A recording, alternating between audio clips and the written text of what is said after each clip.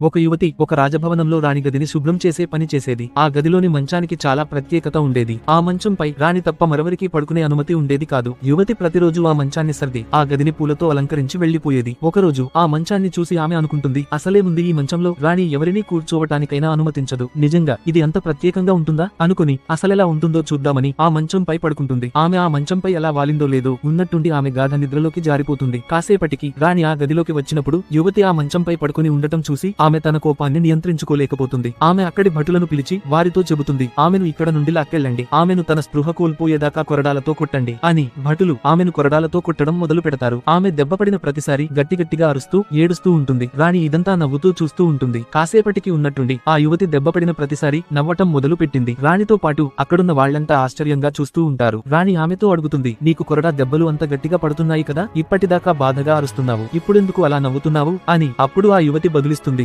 రాణి, ఇప్పటి వరకు దెబ్బ పడుతున్నందుకు బాధగానే అరిచాను, కానీ నాకేమనిపిస్తుందంటే 2 క్షణాలు ఆ మంచంపై పడుకున్నందుకే నాకీ పరిస్థితి వచ్చింది కదా. ఇన్ని సంవత్సరాలుగా ఈ మంచంపై రోజూ పడుకుంటున్న వాళ్లకు రాబోయే పరిస్థితిని తలుచుకుంటే నాకు నవ్వు ఆగట్లేదు అని రాణి ఆలోచనలో పడిపోతుంది. ఆమె అనుకుంటుంది, దేవుడు గాని నన్ను గమనించట్లేదు కదా అని. Download ShareChat.